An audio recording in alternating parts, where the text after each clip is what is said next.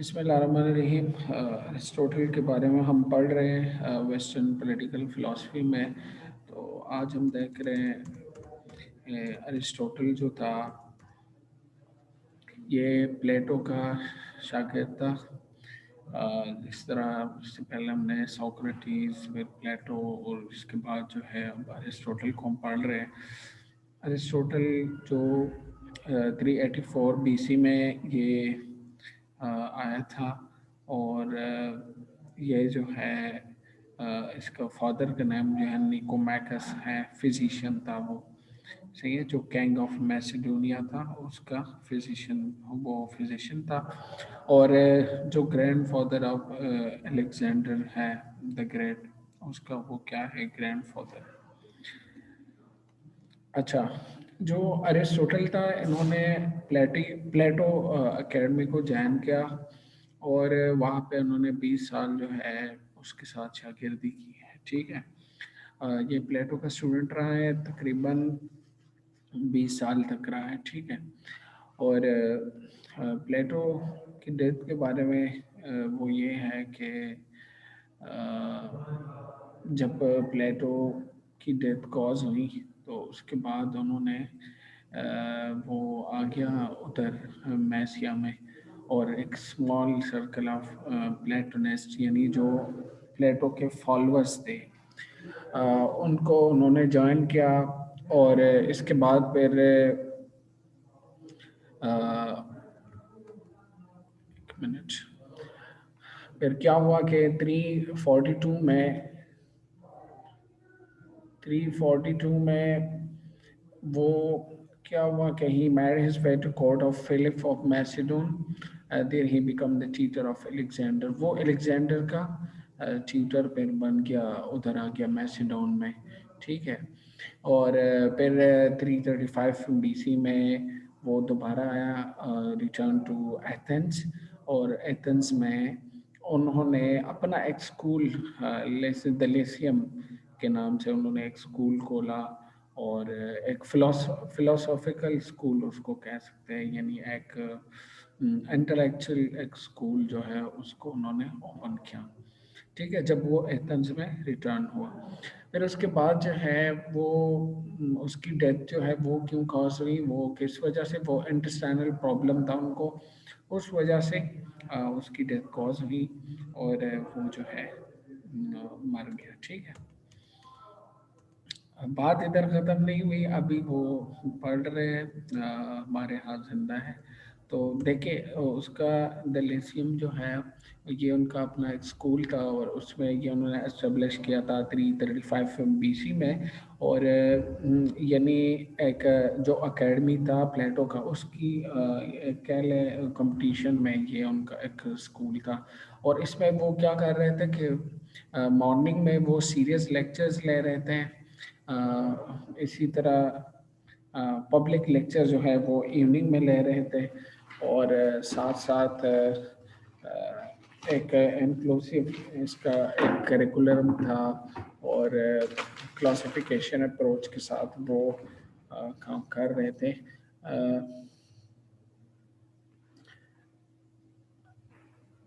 एक minute hold कर, मैं ये लैपटॉप में चार्ज का इशू है तो मैं ये कनेक्ट कर रहा हूँ, फिर मैं शुरू करता हूँ। ठीक है,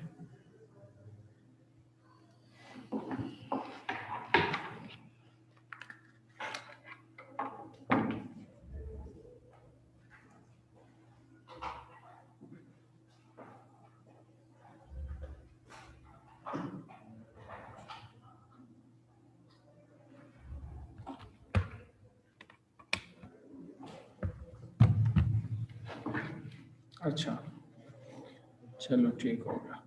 तो हम पढ़ रहे थे कि उनका जो स्कूल था, फिलोसॉफिकल एक स्कूल था द लीसियम, उसमें वो क्या कर रहा था कि मॉर्निंग में वो सीरियस लेक्चर्स ले रहे थे उसमें, और इवनिंग में जो है पब्लिक लेक्चर्स थे उसमें से, और उसका एक प्रॉपर करिकुलम था, और क्लासिफिकेशन अप्रोच पे वो काम कर रहे थे।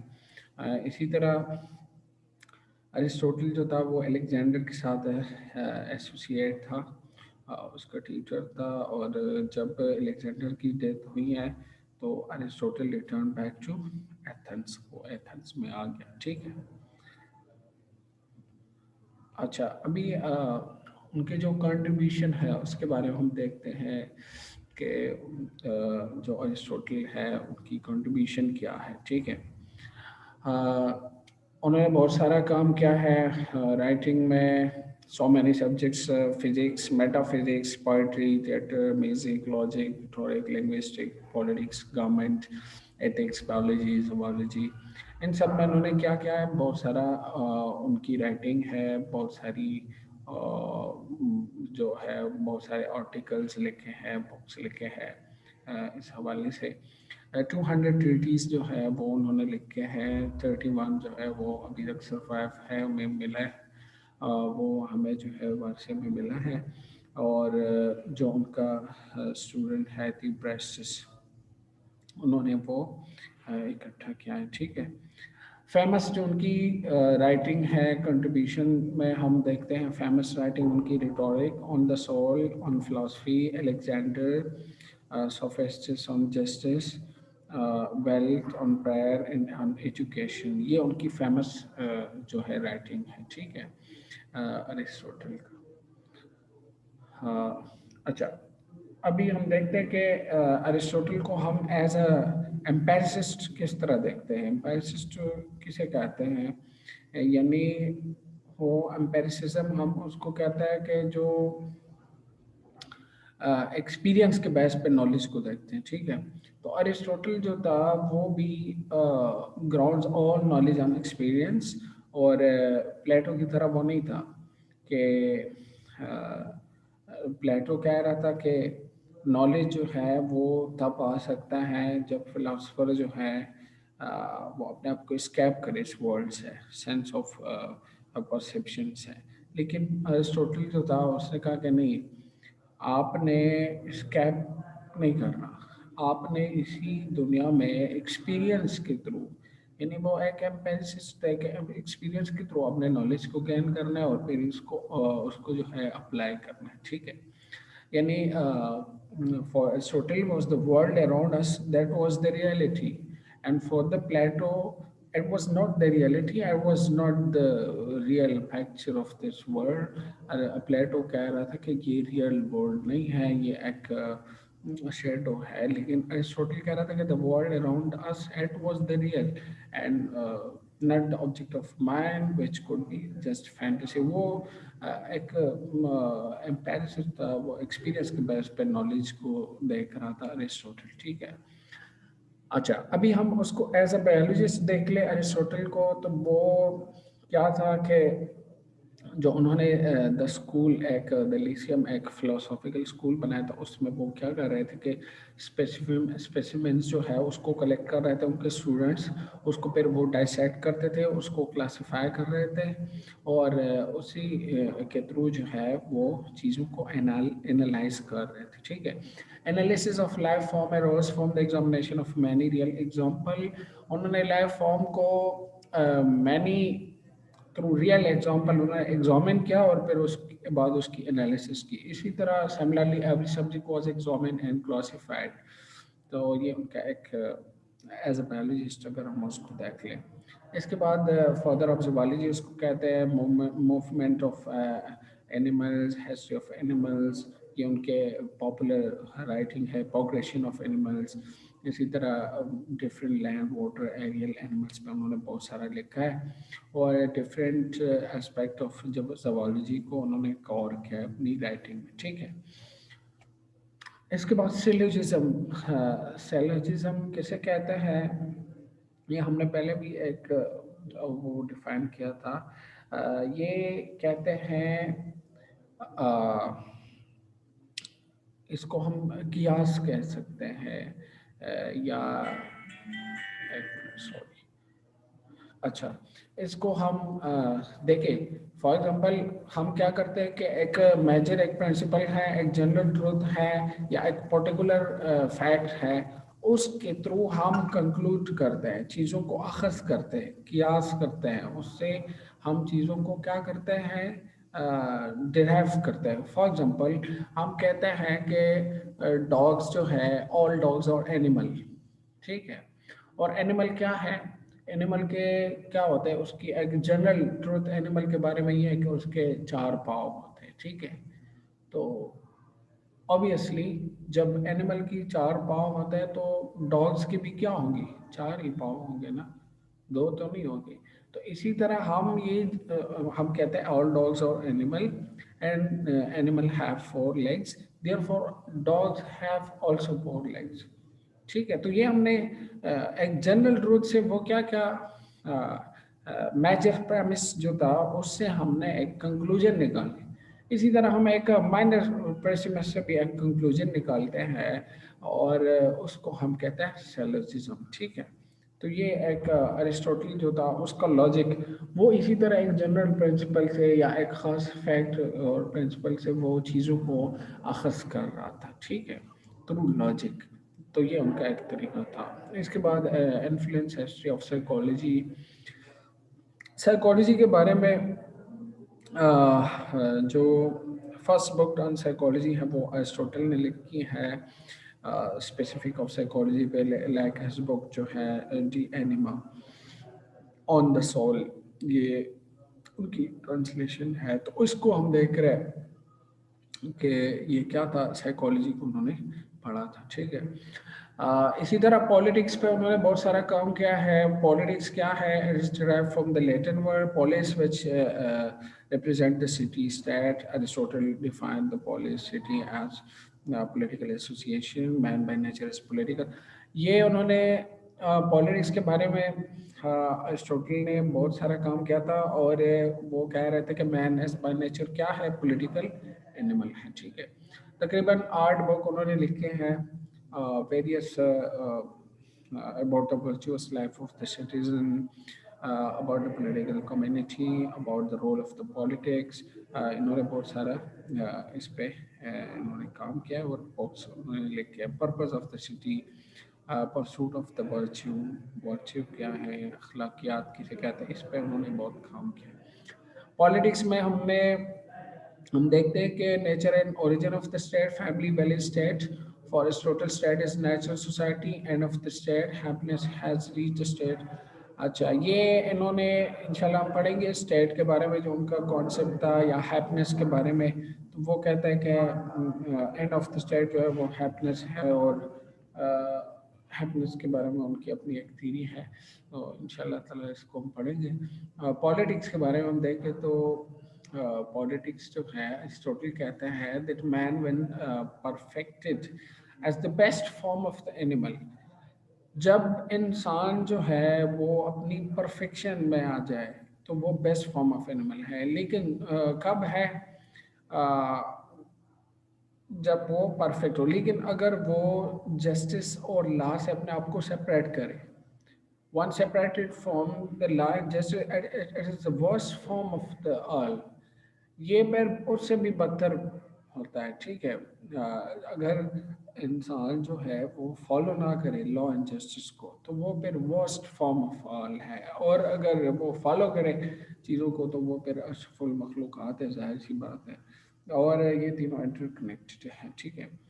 पॉलिटिक्स जो है वो कहते हैं आइडियल स्टेट, उसमें फिर आइडियल स्टेट का कॉन्सेप्ट अरिस्टोटल ने दिया था। और फिर उसका जो आइडियल स्टेट है वो क्या है, वो कहते हैं 3 क्लासेस होते हैं, एक very rich, very poor, middle class. ये उन्होंने क्लासिफिकेशन की है। इसके बाद वो कहते हैं कि एलिमेंट ऑफ आइडियल स्टेट क्या होंगे, वो कहते हैं एक population, territory, social structure, young man, middle age, old. इसी तरह ये सोशल स्ट्रक्चर होगा, इसी तरह पॉपुलेशन और टेरिटरी होगा। तो ये उनके एलिमेंट्स हैं आइडियल स्टेट के, ठीक है। फिर वो पॉलिटिक्स पे आउटलाइन एक दे देते हैं कि हेल्थ इश्यूज को वो एड्रेस करेंगे, डिफेंस को, पॉलिटिकल एक्टिविटीज़ को, ये ब्यूटी ऑफ द स्टेट, ये सारी चीज़ें जो हैं ये आइडियल स्टेट इसको देखेंगे, वो कंसिडर करेंगे, ठीक है। फॉर एग्जांपल फिर उन्होंने क्या क्या है कि क्या है डिवीजन किए हैं उन्होंने रिलेशनशिप ऑफ हाउस होल्ड में, क्या है कि एक मास्टर स्लेव है, हस्बैंड वाइफ है। इसी तरह उन्होंने जो सोशल वो है क्या है, इसको क्या कहते हैं, यानी हाउस होल्ड के रिलेशनशिप को उन्होंने किस तरह डिवाइड किया है कि द पॉलिटिक्स में, इसी बुक में, कि एक मास्टर स्लेव रिलेशन है तो उसको मास्टरी कहते हैं, हस्बैंड वाइफ रिलेशन मैरिटल है, पेरेंट चाइल्ड रिलेशन जो है पेरेंटल है। तो ये उन्होंने इसी तरह इसको डिवाइड किया है। जिस तरह से पहले उन्होंने सोसाइटी को किस तरह डिवाइड किया, देखें, very rich, very poor, middle class में। फिर उन्होंने हाउस होल्ड रिलेशन को डिवाइड किया, master slave, husband wife, parent child. इसी तरह फिर वो कहता है कि nature of man and women के बारे में अरिस्टोटल कहता है वुमेन और वर इंफीरियर टू मैन। ये फीमेल जो इधर है, आपने खफा नहीं होना, ये मैं नहीं कह रहा, ये अरिस्टोटल कह रहे हैं कि अरिस्टोटल कह रहे हैं कि जो वमेन है ये क्या हो गए, इन्फीरियर हो गए मैन को। इसी तरह एक minute, I will call you back, ठीक है। जो वो है मेल जो है वो रूरल होगा और फीमेल जो है as the subject. Relationship between husband and wife is a friendship. और इसी तरह point out the fact that wife and children both are free. तो ये अरिस्टोटल ने nature of man and women के बारे में ये कहा था कि एक जो वुमेन है वो तो इन्फीरियर है, फिर रूलिंग का जो हक है वो मेल को है। रिलेशनशिप इन दोनों के, हस्बैंड वाइफ का जो रिलेशनशिप होगा वो फ्रेंडशिप का होगा। और वाइफ और चिल्ड्रन फ्री है, लेकिन जो रोलिंग है और इसी तरह इन्फीरियोरिटी है, और रोलिंग मेल के साथ होगा, इन्फीरियोरिटी वो फीमेल इन्फीरियर होंगे। ये उनका कॉन्सेप्ट था अरिस्टोटल का, ठीक है, ये मैं नहीं कह रहा। अच्छा, इसके बाद सिटीजनशिप के बारे में वो क्या कह रहे हैं, वो कहते हैं कि सिटीजन जो है वो, सिटीजन किसे कहते हैं, the one who share holding office and making decisions. जो ऑफिस को होल्ड करते हैं और यानी वो डिसीजंस में हिस्सा लेते हैं, तो उसको हम सिटीजन कहते हैं। There are also general virtue of political partnership both for the sake of the living and sake of the living well. फिर इसमें यह है कि पॉलिटिकल पार्टनरशिप लोग लेते हैं for general sake of living या for general well sake of living के लिए।